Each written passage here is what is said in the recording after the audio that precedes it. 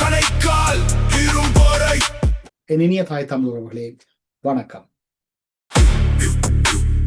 உலகத்தானே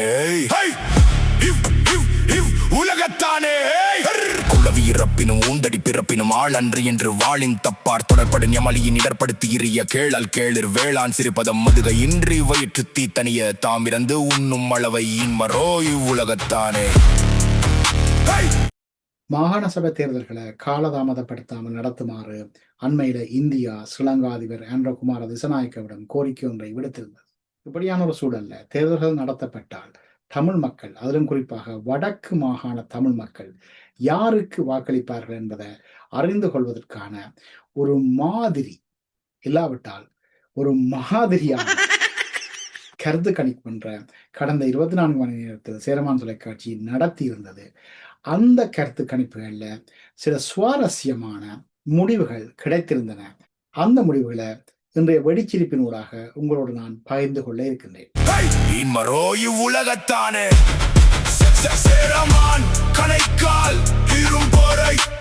ஏற்கனவே நீங்கள் ஊடகங்கள் வாயிலாக அறிந்திருப்பீர்கள் இந்த தேர்தலில் யார் யார் களமிறங்க இருக்கின்றார்கள் என்று.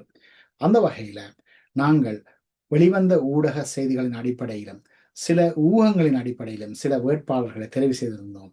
குறிப்பாக ரீச்சா ஐபிசி நிறுவனத்தின் உரிமையாளர் கந்தையா பாஸ்கரன், அடுத்ததாக தமிழரசு கட்சியினுடைய பொதுச் செயலாளராக விளங்குகின்ற எம் ஏ சுமந்திரன், அடுத்தது அவருக்கு போட்டியாக தான் தமிழரசு கட்சியின் தலைவர் என்று சொல்லி வருகின்ற சிவஞானம் ஸ்ரீதரன், இவர்களை விட தமிழீழ அரசியலின் கோமாளியாக கருதப்படுகின்ற அர்ச்சுனா ராமநாதன், அதைவிட இபிடிபி ஒட்டுக்குழுவின் தலைவர் டக்ளஸ் தேவானந்தா, இவர்களை நாங்கள் வேட்பாளர்களாக தேர்ந்தெடுத்திருந்தோம். இதைவிட இந்த மாகாண சபை என்பது கிட்டத்தட்ட ஒரு செம்மறியாட்டின் நிலையில் தான் இயங்க போகிறது. அதாவது உங்களுக்கு தெரியும், மாகாண சபைகளுக்கு அதிகாரங்கள் கிடையாது. மாகாணத்தினுடைய முதலமைச்சரோ அமைச்சரோ அல்லது அதனுடைய அங்கத்தவர்களுக்கோ அதிகாரங்கள் எதுவுமே கிடையாது. அவர்கள் ஏதாவது அதிகாரத்தை பிரயோகிக்க வேண்டும் என்று சொன்னால் மாகாண ஆளுநராக ஜனாதிபதியால் நியமிக்கப்பட்டவருடைய அனுமதியோடு தான் தங்களுடைய அதிகாரங்களை பிரயோகிக்க முடியும். அப்படி பார்க்கும்போது யார் வடக்கு மாகாண முதலமைச்சராக வந்தாலும் அவர் ஆளுநருடைய செம்மறியாடு போன்ற நிலையில் தான் அவர் இருக்க வேண்டி வரும். அதை கருத்தில் கொண்டு செம்மறியாடு என்ற ஒரு கற்பனை பாத்திரத்தையும் இந்த மாதிரி அல்லது மாதிரியான கருத்து கணிப்பிலே நாங்கள் களமிறக்கி இருந்தோம். பலர் இந்த கருத்து கணிப்பை பார்த்திருக்கின்றார்கள். ஆனால் இதிலே 186 பேர் தங்களுடைய வாக்குகளை செலுத்தி இருக்கின்றார்கள். அந்த வகையில 12 வாக்குகளை பெற்று 6 விழுக்காடு வாக்குகளுக்கு மட்டும் சொந்தக்காரனாக எம் ஏ சுமந்திரன் அவர்கள் திகழ்கின்றார். அடுத்தபடியாக டாக்டர் தேவானந்தாவும் ஸ்ரீதரனும் தலா 15 வாக்குகளை பெற்று தலா 8 விழுக்காடு வாக்குகளுக்கு சொந்தக்காரர்களாக திகழ்கின்றார்கள். எஞ்சி இருக்கின்ற 3 பேரில் 3வது இடத்துல தமிழீழத்தினுடைய அரசியல் கோமாளியாக கருதப்படுகின்ற அர்ச்சுனா ராமநாதன் அவர்கள் 28 வாக்குகளை பெற்று 15 விழுக்காடு வாக்குகளுக்கு சொந்தக்காரனாக மாறியிருக்கின்றார். மறுபக்கத்துல கந்தையா பாஸ்கரன் அவர்கள் 87 வாக்குகளை பெற்று 46 விழுக்காடு வாக்குகளுக்கு சொந்தக்காரனாக மாறியிருக்கின்றார்.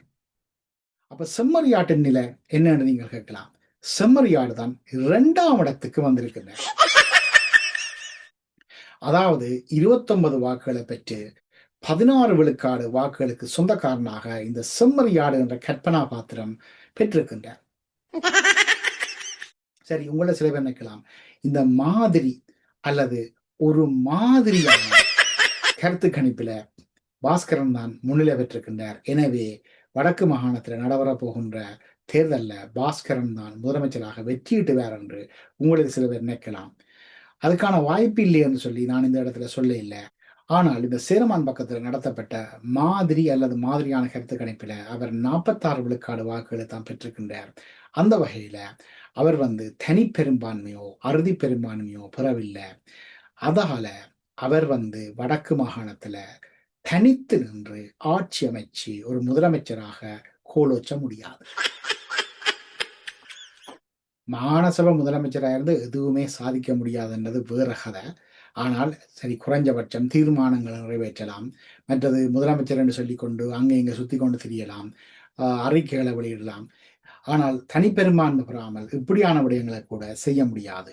அப்ப அப்படியான சூழல்ல பாஸ்கரன் அவர்களுக்கு இருக்கக்கூடிய தெரிவு, வேறு யாராவது ஆட்களோடு இந்த தேர்தல்ல கூடிய வாக்குகளை பெற்று அல்லது குறைந்த வாக்குகளை பெற்றவர்களோடு ஏதாவது கூட்டணி ஒன்றை அவர் அமைக்கலாம். இதுல பாத்தீங்கன்னு சொன்னால் சுமந்திரனோடையோ அல்லாட்டி அர்ஜுனாவோடையோ இவர் கூட்டணி அமைக்கிறது சாத்தியம் இல்லை. இவர் டக்ளஸ் தேவானந்தாவோட கூட்டணி அமைக்க முயற்சிக்கலாம். ஆனால் சிக்கல் என்னவென்று சொன்னால் எந்த நேரம் டக்ளஸ் தேவானந்தாவை ஜேவிபி உள்ள தூக்கி வைக்கலாம். பிறகு இவரும் தேவையில்லாமல் சிக்கல்ல மாட்டிக்கொள்ளாமல் இருக்கணும் என்றால் டக்ளஸ் தேவானந்தாவோட கூட்டணி அமைக்காமல் இருக்கிறது தான் சிறந்த வழி. அப்ப நீங்க பாத்தீங்கன்னு சொன்னா பாஸ்கரன் அவர்களுக்கு 2 தெரிவு தான் இருக்கு. ஒன்று, அவர் இந்த ஸ்ரீதரனோட ஒரு கூட்டணி ஒன்று அமைக்கலாம். ஆனால் சிக்கல் என்னன்னு சொன்னால் ஸ்ரீதரன் ஏற்கனவே ஒரு நாடாளுமன்ற உறுப்பினர். அவர் முதலமைச்சராக வர வேண்டும் என்று சொன்னால் நாடாளுமன்ற பதவியை துறக்க வேணும். நாடாளுமன்ற பதவியை இழந்து போட்டு பாஸ்கரனை முதலமைச்சராக்குறதுக்கு ஸ்ரீதரன் என்ன மாட்டேங்க. இப்ப கந்தையா பாஸ்கரனுக்கு இருக்கக்கூடிய ஒரே ஒரு தெரிவு, அதுவும் நான் கந்தையா பாஸ்கரனுடைய இடத்துல இருந்து இதே மாதிரியான விழுக்காடு வாக்குகளை பெற்றிருந்தேன் என்று சொன்னால் நான் கூட்டணி அமைப்பது யாருடையாக இருக்கும் என்று சொன்னால் செம்மறி. ஏனென்று சொன்னால் செம்மறிக்கு 16 விழுக்காடு வாக்குகள் கிடைத்திருக்குது. மறுபக்கத்துல பாஸ்கரனுக்கு 46 விழுக்காடு வாக்குகள் கிடைத்திருக்குது. எனவே 2 பேரும் சேர்ந்து 62 விழுக்காடு வாக்குகளை பெற்றுக்கொள்ளலாம். அப்படி இல்லைன்னு சொன்னால் மிச்சம் எல்லாருமா சேர்ந்து பாஸ்கரனுக்கு எதிராக ஒன்று சேர்ந்து செம்மறி ஆட்டம் முதலமைச்சராக்கி போட்டு அவையல் அமைச்சு பதவியில் இருந்து கொண்டு வேடிக்கை பார்க்க வேண்டியது. உலகத்தானே